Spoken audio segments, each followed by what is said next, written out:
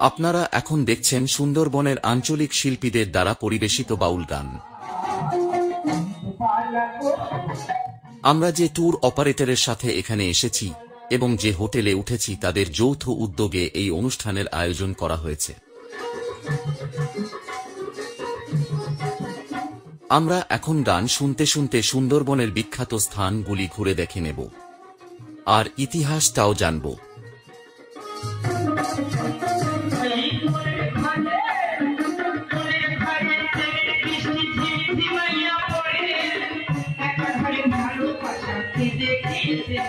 এখানকার উল্লেখযোগ্য স্থানগুলির মধ্যে আছে বিখ্যাত মনসামঙ্গল খ্যাত নেতি ঢোপানি দ্বীপ, যেখানে আছে প্রায় 400 বছরের পুরানো মন্দিরের ধ্বংসাবশেষ।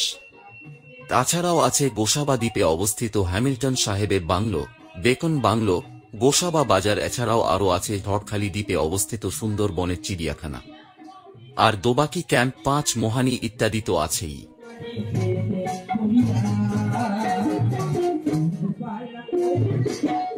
আমরা প্রথমেই দেখব গোসাবা দ্বীপে অবস্থিত হ্যামিল্টন সাহেবের বাংলো, গোসাবা বাজার এবং বেকন বাংলো।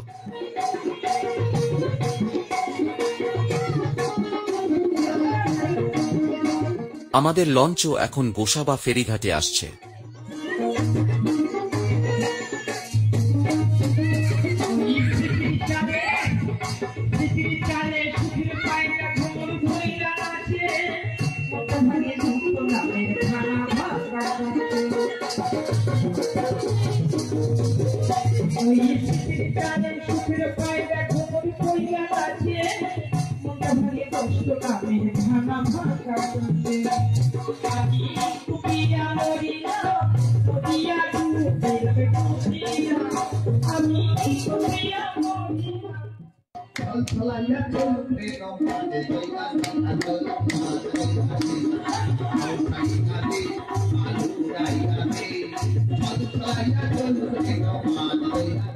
লঞ্চঘাটে নেমে আমরা এখন বাজারের মধ্য দিয়ে হেঁটে হ্যামিল্টন সাহেবের বাংলোর দিকে চলেছি।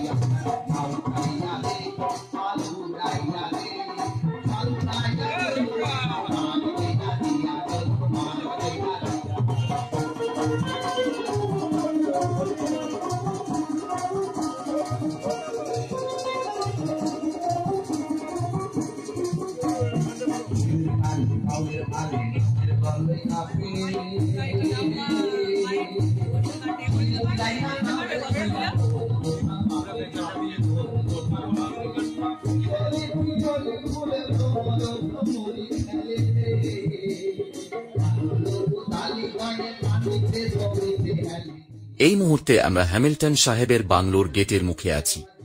এখন আমরা এই বাংলোটির চারপাশটা ভালো করে ঘুরে দেখে নেব।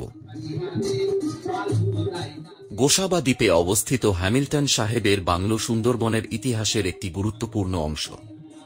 এটি ব্রিটিশ ব্যবসায়ী স্যার ড্যানিয়েল ম্যাকিনন হ্যামিল্টন দ্বারা নির্মিত হয়েছিল। তিনি ছিলেন একজন দানশীল ব্যক্তি ও সমাজ সংস্কারক, যিনি ব্রিটিশ ঔপনিবেশিক শাসনের সময় ভারতীয় গ্রামীণ সমাজের উন্নয়নে গুরুত্বপূর্ণ ভূমিকা রেখেছিলেন। হ্যামিল্টন সাহেব 1903 সালে গোসাবা দ্বীপ বসতি স্থাপন করেন এবং বাংলোটি তৈরি করেন। তার লক্ষ্য ছিল এখানে একটি স্বনির্ভর, সাম্যবাদী সমাজ গড়ে তোলা, যেখানে জমিদারি প্রথা থাকবে না এবং কৃষকরা স্বাধীনভাবে নিজেদের কাজ করতে পারবে। তিনি নিজে জমি কিনে দরিদ্র কৃষকদের বিতরণ করেন এবং তাদের কৃষিকাজে সাহায্য করেন। বিশ্বকবি রবীন্দ্রনাথ ঠাকুরও একবার এই বাংলোতে আসেন এবং হ্যামিল্টনের সমাজতান্ত্রিক ভাবনায় অনুপ্রাণিত হন। বর্তমানে হ্যামিল্টন সাহেবের বাংলো গোসাবার অন্যতম ঐতিহাসিক দর্শনীয় স্থান। এটি একটি পুরনো ঐতিহ্যবাহী কাঠামো যা সুন্দরবনের পর্যটকদের জন্য আকর্ষণীয় স্থান হয়ে উঠেছে।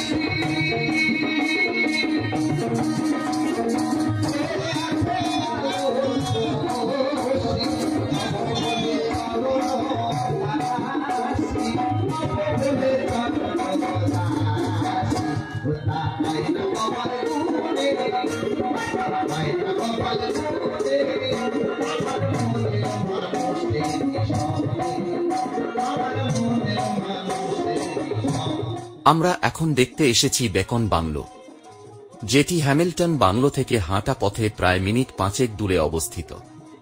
এই বেকন বাংলোতে প্রবেশ করতে হলে 5 টাকা করে টিকিট লাগে। চলুন আমরা এখন ভেতরে যাই।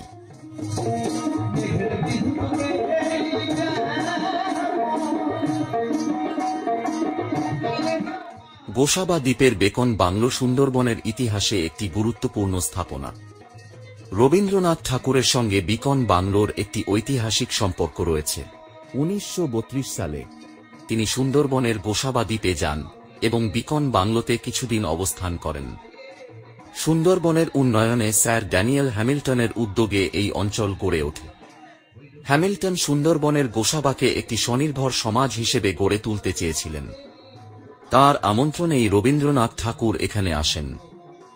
রবীন্দ্রনাথ ঠাকুর গোসাবার এই প্রকৃতি ও মানুষের জীবনযাত্রা দেখে মুগ্ধ হন এবং হ্যামিল্টনের আদর্শকে সমর্থন করেন। বেকন বাংলো আজও সুন্দরবন ভ্রমণে আসা পর্যটকদের জন্য ঐতিহাসিক গুরুত্ব বহন করে। বেকন বাংলো শুধুমাত্র একটি বাড়ি নয়, এটি সুন্দরবনের ইতিহাসের অংশ। বর্তমানে এটি পর্যটকদের জন্য একটি দর্শনীয় স্থান। এটি এখনও সুন্দরবন ভ্রমণের একটি গুরুত্বপূর্ণ অংশ। এই বাংলো সুন্দরবনের প্রকৃতি, ইতিহাস ও ঐতিহ্যের এক অমূল্য নিদর্শন।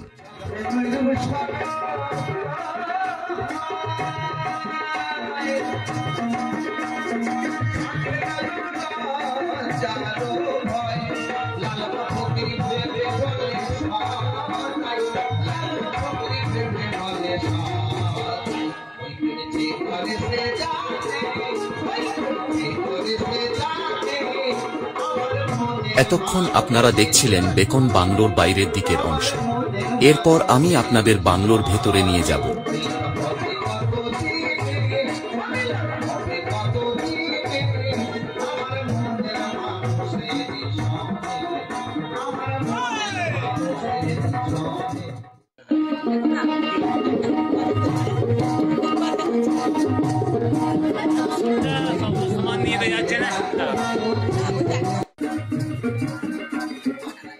এখন আমি কাঠের বাংলোটির চারপাশের বারান্দা দিয়ে প্রদক্ষিণ করছি।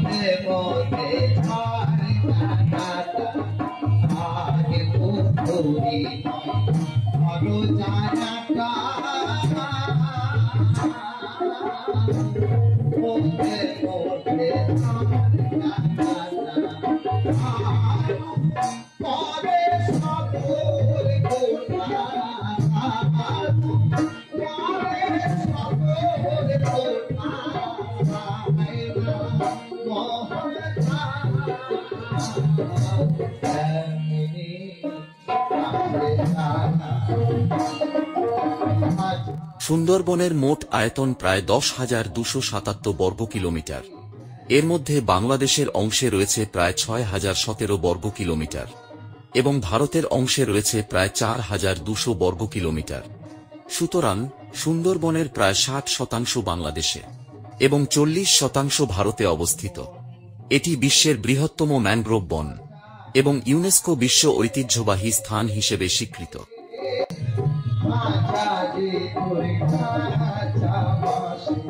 আমরা এখন যাব গোসাবা লঞ্চ ঘাটে। সেখান থেকে আমরা চলে যাব পাখিরালা দ্বীপে, যেখানে আমাদের হোটেল বুকিং আছে।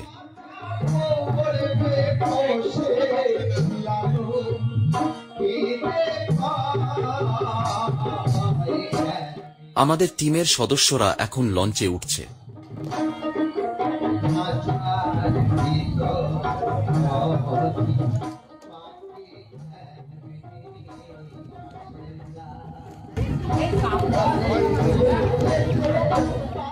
আমাদের লঞ্চ এখন ঘাট ছেড়ে পাখিরালা দ্বীপের উদ্দেশ্যে রওনা দিয়েছে।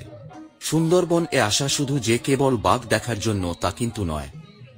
সুন্দরবনের যে প্রাকৃতিক সৌন্দর্য, এটাও কিন্তু অনেক। এই প্রকৃতির টানে আমি এটা নিয়ে দুবার এলাম এখানে, ভবিষ্যতে আবারও আসার ইচ্ছা আছে। যদি বাঘ দেখতে নাও পায়, তবুও প্রাকৃতিক সৌন্দর্যকে উপভোগ করার জন্য আমি আবারও আসব।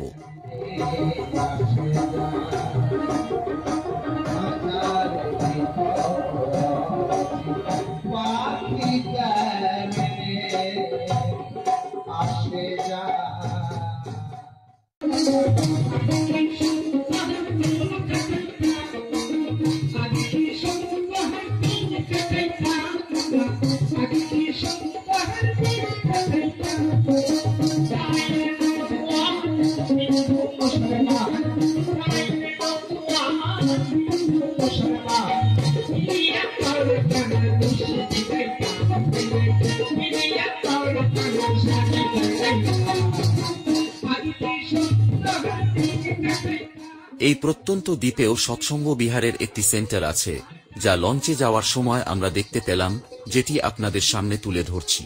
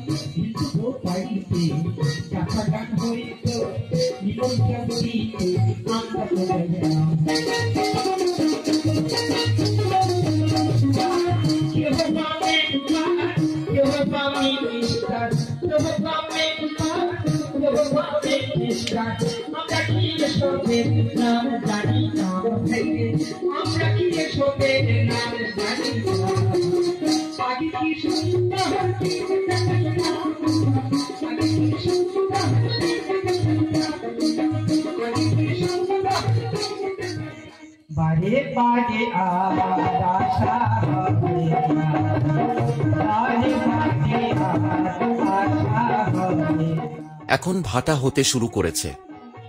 গাছের গোড়ার কাদামাটি, শেকড় সব বেরোতে দেখা যাচ্ছে।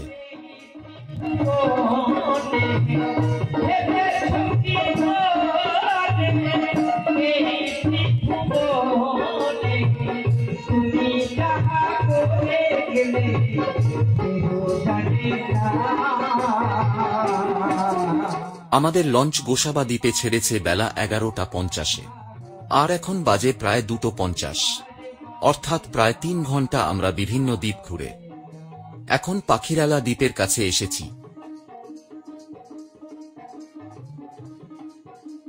ওখান থেকে হোটেলে গিয়ে আমরা একটু ফ্রেশ হয়ে নেব, তারপর একটু রেস্ট নেব, কারণ আগের দিন রাত্রি 11টায় আমরা বাসে বেরিয়েছি তারকেশ্বর থেকে এবং সোনাখালী পৌঁছেছি ভোরবেলা। সেখানে একটু ফ্রেশ হয়ে নিয়ে আমাদের লঞ্চে ওঠা।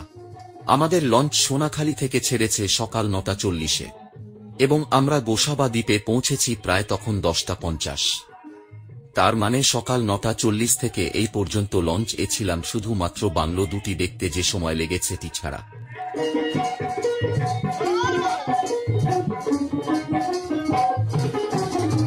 আমরা এখন পাখিরালা জেটিঘাটে নেমে হোটেলের দিকে যাচ্ছি।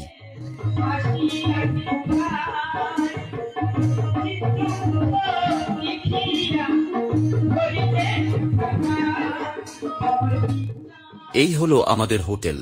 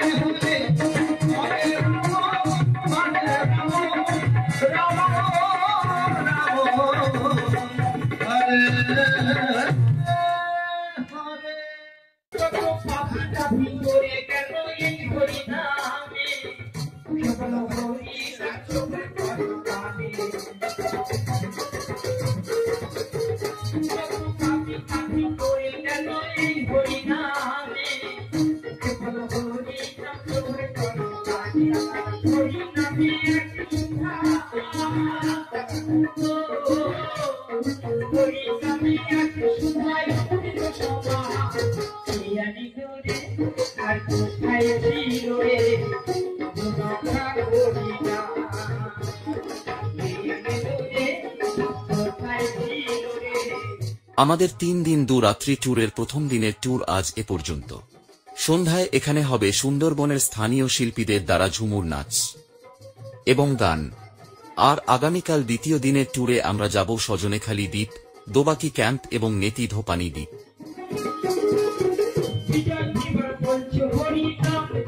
ঝুমুর নাচ শুরু হতে এখনো কিছুটা দেরি আছে, সেই ফাঁকে আমি আপনাদের সেই স্থানটা ঘুরিয়ে আনি যেখান থেকে আমাদের 3 দিন 2 রাত্রি সুন্দরবন ট্যুরের জল যাত্রা শুরু এবং যেখান থেকে আমরা স্থলযান ত্যাগ করে জলযানে উঠেছি, এবং সেটি হল সোনাখালী ঘাট।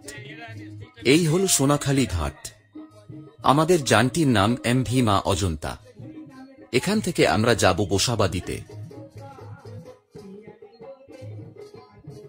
আমাদের লঞ্চ এখন ছাড়ল। গোসাবা পৌঁছাতে প্রায় 1 ঘন্টা 15 মিনিট সময় লাগবে। তবে এই সময় লাগার ব্যাপারটা নির্ভর করছে জোয়ার বা ভাটার উপর এবং বাতাসের গতিবেগের উপর। এখন এখানে জোয়ার চলছে, নদী কানায় কানায় পূর্ণ।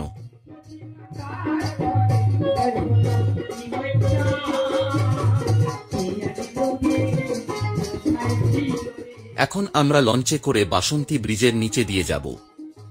লঞ্চ কর্মীরা তারা লাগিয়েছেন যাতে করে আমরা জোয়ার আরও বাড়ার আগে ব্রিজ পেরিয়ে যেতে পারি, কারণ এনারা বলছেন যে জোয়ার খুব বেশি হয়ে গেলে তখন তলা দিয়ে লঞ্চ পার করতে খুব সমস্যা হতে পারে।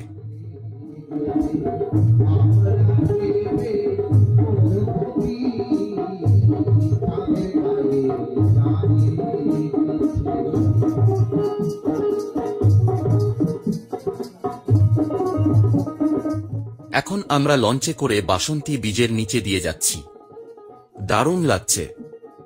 এখন আমাদের সুন্দরবন ট্যুরের আসল অনুভূতি শুরু।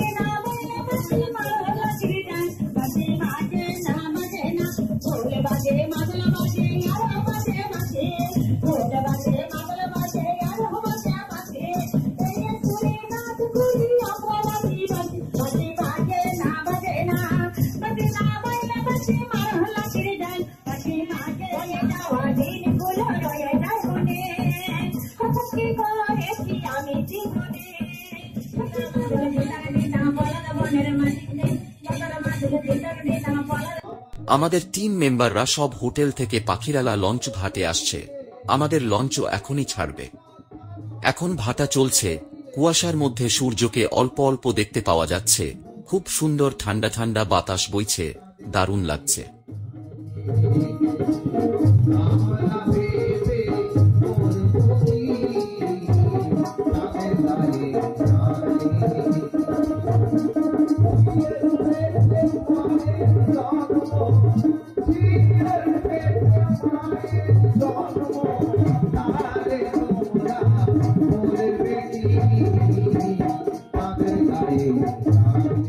আমাদের লঞ্চ এখনই ছাড়ল।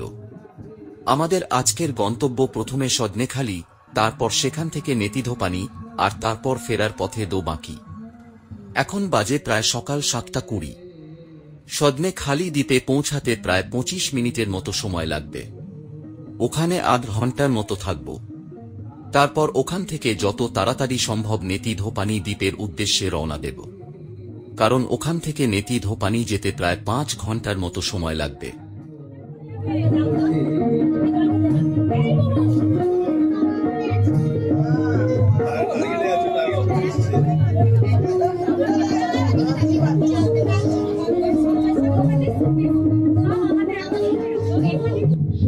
আমরা এখন এই দ্বীপের এন্ট্রি জেটি ঘাটে নেমে দ্বীপে প্রবেশ করছি। এই দ্বীপে এন্ট্রি এবং এক্সিট দুটি আলাদা আলাদা জেটি ঘাট আছে। এখানে ভালোই ভিড় হয়েছে, অনেক পর্যটক আজ এই দ্বীপে এসেছে।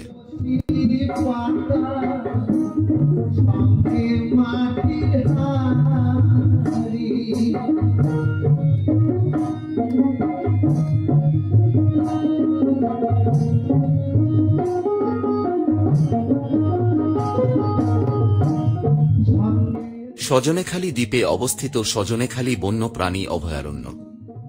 এটি পশ্চিমবঙ্গের দক্ষিণ 24 পরগনা জেলার সুন্দরবন বদ্বীপের উত্তর অংশে 362 বর্গ কিলোমিটার এলাকা জুড়ে অবস্থিত একটি অভয়ারণ্য। এটি মাতলা এবং গুমদি নদীর সঙ্গমস্থলে অবস্থিত। এই অঞ্চলটি মূলত ম্যানগ্রোভ ঝোপঝাড়, বন এবং জলাভূমি। এই অঞ্চলটি 1976 সালে একটি অভয়ারণ্য হিসেবে প্রতিষ্ঠিত হয়েছিল। এটি বিভিন্ন প্রজাতির বন্যপ্রাণীর সমৃদ্ধ আবাসস্থল, যেমন জলপাই পাখি, হেরন, পেলিকান, দাগযুক্ত হরিণ, রিসাস বানর, বন্য সুজোর, বাঘ, ভোঁদড, অলিভ রিডলি কচ্ছপ, কুমির, গাঙ্গে ডলফিন, জলচর টিকটিকি, অজগর, কিংকোবরা এবং বিভিন্ন প্রকার পরিযায়ী পাখি। প্রকৃতি প্রেমীদের জন্য উঁচু থেকে বন্য প্রাণী পর্যবেক্ষণের জন্য আদর্শ স্থান হল সজনেখালি ওয়াচ টাওয়ার।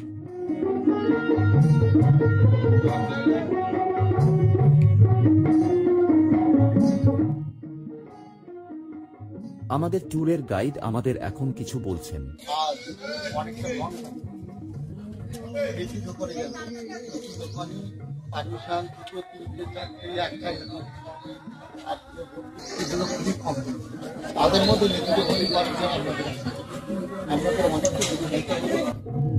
আপনারা এখন দেখছেন ওয়াচ টাওয়ার থেকে তলা নিচের দিকের ভিউ।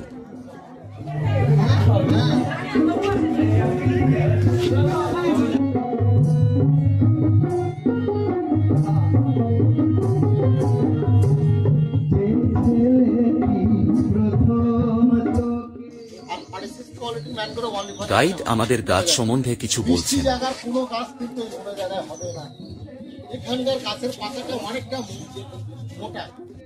এবার আমি আপনাদের লবণাম্বু উদ্ভিদের শ্বাসমূল এবং ঠেসমূল কেমন হয় সেটি দেখাবো। মাটি থেকে যে ছোট ছোট সূচালো মতো অংশগুলো উঠে আছে দেখছেন, সেগুলি হল ম্যানগ্রোভ গাছের শ্বাসমূল। আর যে চৌড়া মতো অংশটি দেখতে পাচ্ছেন গাছের গোড়ার দিকে, সেগুলি হচ্ছে ঠেসমূল। আমরা এখন এই দ্বীপ থেকে বেরিয়ে লঞ্চঘাটে যাচ্ছি নেতিধোপানি যাওয়ার জন্য। দেখুন লঞ্চঘাটে ভালোই ভিড় জমেছে।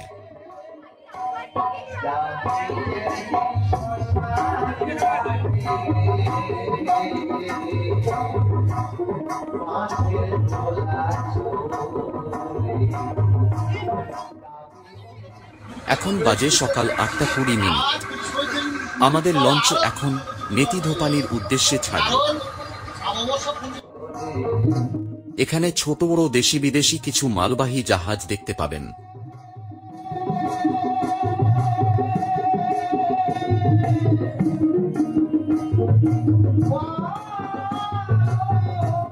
এখন লঞ্চে বসে মজা করে চা, কফি, পকোড়া, ফিশ ফ্রাই ইত্যাদি খেতে খেতে চারদিকে শুধু নজর রাখা আর প্রাকৃতিক সৌন্দর্যকে প্রাণ ভরে উপভোগ করা।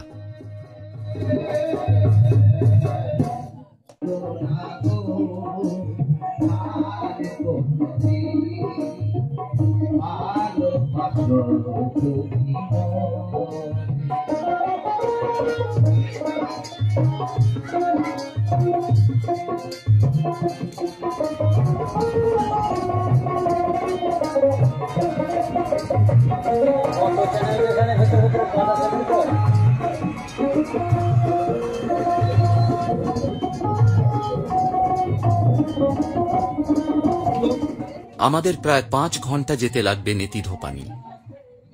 বলছি আপনারা গল্প করুন, আমরা পুরো তার মাছ থেকে দেখাচ্ছি।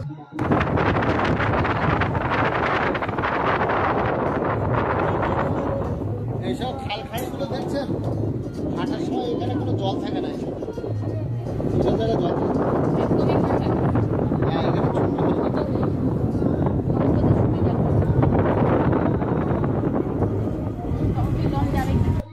গলিতে ঘুরে চলে এলাম। ওটা আসছে এদিকে। আরো সম্ভব নেই।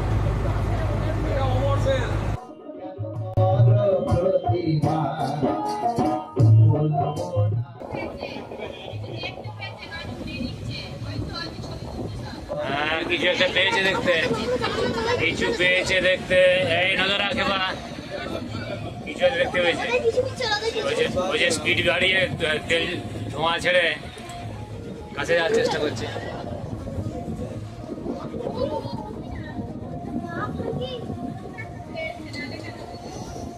আর সব লোক ওইদিকে চলে গেছে, লঞ্চ চলে গেছে। সুন্দরবন ভারত ও বাংলাদেশ এই দুটি দেশে বিস্তৃত। এর মধ্যে ভারতের অংশ প্রায় 4262 বর্গ কিলোমিটার। এখানে মোট 102টি দ্বীপ আছে, যার মধ্যে 54টি দ্বীপে মানুষের বসবাস আছে, আর বাকি 48টি পশুপক্ষীর জন্য বনাঞ্চলে ঘেরা। সুন্দরবনকে 1999 সালে ইউনেস্কো কর্তৃক বিশ্ব ঐতিহ্যবাহী স্থান ঘোষণা করা হয়েছে। নির্মল সমুদ্র সৈকত এবং অসংখ্য দ্বীপ সহ বিশ্বের সবচেয়ে বিস্তৃত ম্যানগ্রোভ অরণ্য এই সুন্দরবন। পাখি, হরিণ, বানর এবং রয়্যাল বেঙ্গল টাইগারদের কিচিরমিচির সহ ঘন বিস্তৃতি দর্শনার্থীদের অপ্রতিরোধ্যভাবে আকর্ষণ করে এই সুন্দরবন। জোয়ার ভাটার সাথে নদীর জলের বারাকুমা এবং সুন্দরবনের সৌন্দর্য দ্বারা সৃষ্ট পরিবেশ সকলকে মুগ্ধ করে। প্রকৃতিপ্রেমী, বিজ্ঞানী, গবেষক এবং পর্যটকদের কাছে এটি সর্বদা রহস্যময় হয়ে আছে। সুন্দরবন কিছু অত্যন্ত বিদেশী এবং বিরল প্রাণীর আবাসস্থল এবং দৃশ্যমান আনন্দ হল রয়্যাল বেঙ্গল টাইগার্স দর্শন। সুন্দরবন বনে প্রায় 330 প্রজাতির উদ্ভিদ, প্রায় 35 প্রজাতির সরীসৃপ, 400 ধরনের মাছ, 270 প্রজাতির পাখি এবং প্রায় 42 প্রজাতির স্তন্যপায়ী প্রাণীর আবাসস্থল। এই জায়গাটি হল পঞ্চমোহানি। এখানটা যেন একটা সমুদ্র। নেতিধোপানি ওয়াচ টাওয়ারটি সুন্দরবন জাতীয় উদ্যানের বাফার এবং কোর এরিয়ার প্রান্তে অবস্থিত।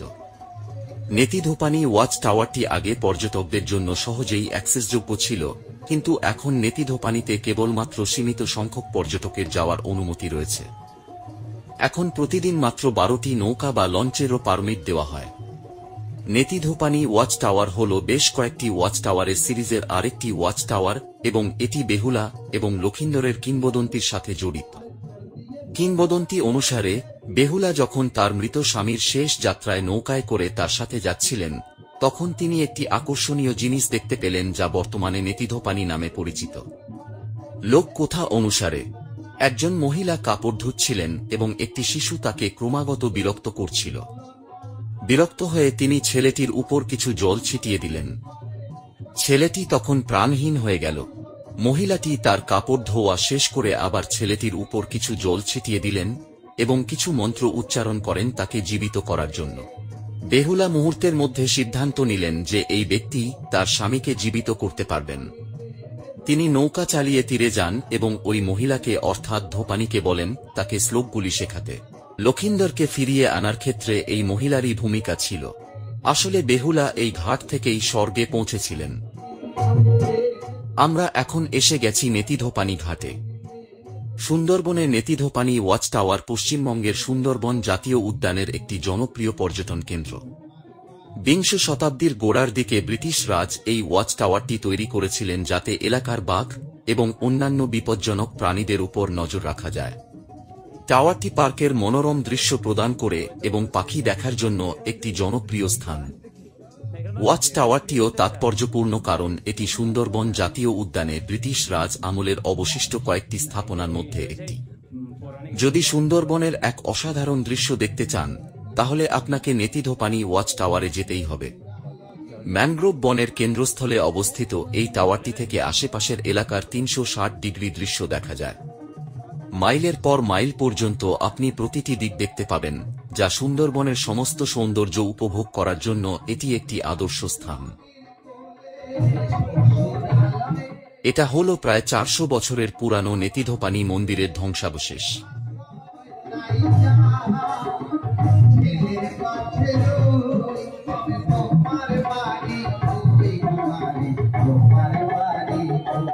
এটা হল ওয়াচ টাওয়ার।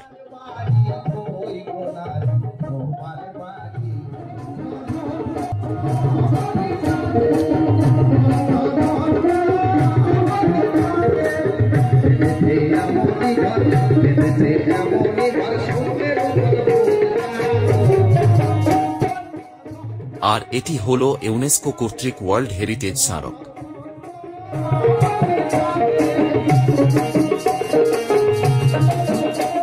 আমরা এরপর এই দ্বীপ থেকে বেরিয়ে দোবাকি ক্যাম্পে যাব। তারপর সেখান থেকে আবার হোটেলে ফিরব।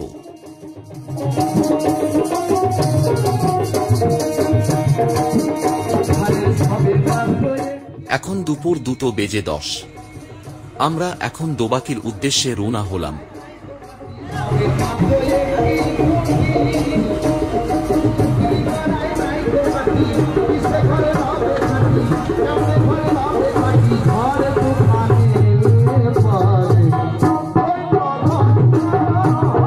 দোবাকি ক্যাম্পে পৌঁছাতে আমাদের প্রায় ঘন্টা দেড়েক সময় লাগবে। ততক্ষণ শুধু লঞ্চে বসে চারদিকের প্রাকৃতিক সৌন্দর্য উপভোগ করা আর টাইম টু টাইম খাওয়া এবং সবার সাথে গল্প করা।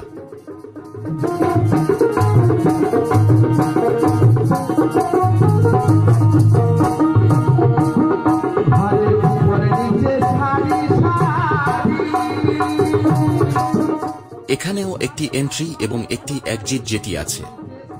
আমাদের লঞ্চও এখন এন্ট্রি জেটির দিকে যাচ্ছে। আমরা এই জায়গাটা খুব তাড়াতাড়ি দেখে নেব, কারণ এখান থেকে পাখিরালা দ্বীপে ফিরে যেতে প্রায় 3.5 ঘন্টা সময় লাগবে।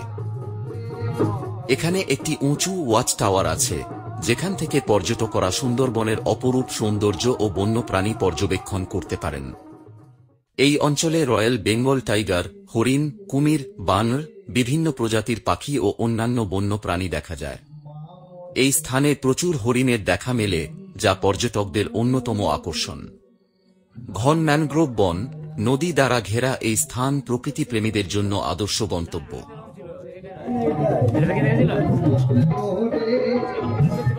এখানে একটু মিষ্টি জলের পুকুর আছে, যার চারপাশে প্রায় সব সময় কিছু না কিছু পশু দেখতে পাওয়া যায় যারা জল পান করতে এসেছে।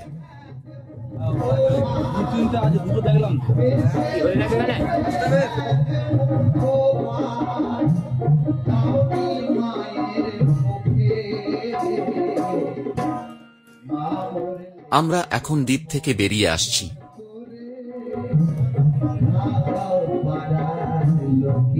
এবার আমরা হোটেলে ফেরার জন্য লঞ্চে উঠছি। হোটেলে রাত 8টা থেকে বাউল গান আছে, যদিও আমি সেটি আপনাদের প্রথম থেকে শুনিয়ে আসছি। কাল আমাদের বাড়ি ফেরা। সকালে আমরা জিনিসপত্র গুছিয়ে নিয়ে হোটেল ছাড়ব। কাল আমরা দেখব ঝড়খালি। সেখানে একটি চিড়িয়াখানা আছে, তাতে কয়েকটি বাঘ এবং কিছু কুমির আর আছে বিভিন্ন প্রজাতির পাখি। সেগুলি দেখে নিয়ে আমরা সেখান থেকে সোনাখালী ঘাটে উদ্দেশ্যে রওনা দেব, যেখান থেকে আমরা সুন্দরবন যাত্রার লঞ্চে উঠেছিলাম। এখন পড়ন্ত বিকেল, পশ্চিম আকাশে সূর্য অস্ত যাচ্ছে।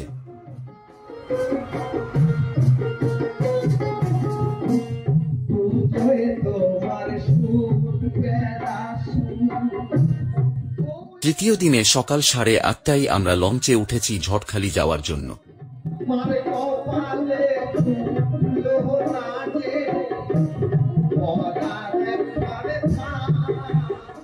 আর কিছুক্ষণের মধ্যে আমরা ঝড়খালি পৌঁছে যাব।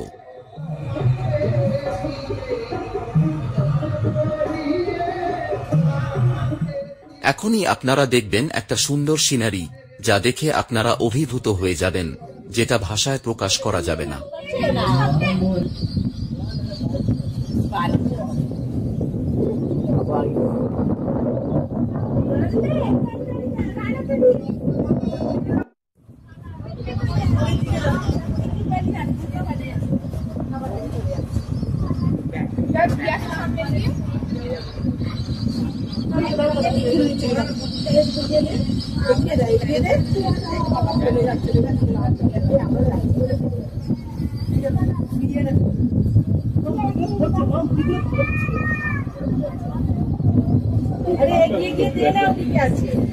এখন আমি আপনাদের খরচের সম্বন্ধে বলি।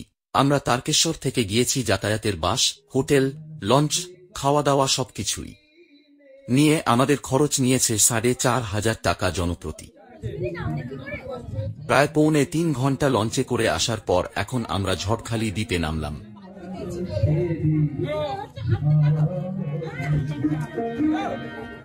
এখানে একটা সুন্দর ছোটখাটো হলেও জমজমাটি বাজার আছে।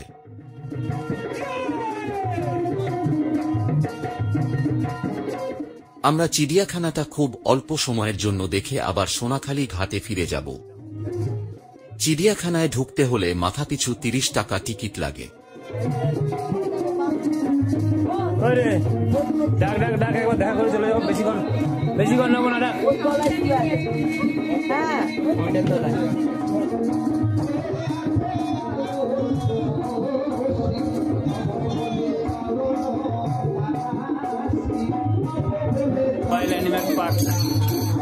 ঝড়খালি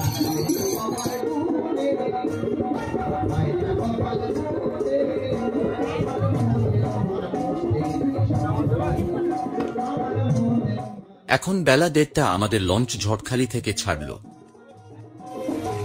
এখন বিকাল 4:30 বাজে। এখনো অনেকটা সময় বাকি সোনাখালী ঘাটে পৌঁছাতে।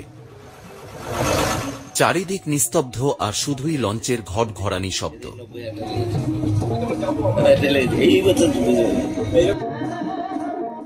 প্রায় 4.5 ঘন্টা পর সন্ধ্যা 6:10 আমরা সোনাখালী ঘাটে এসে পৌঁছালাম।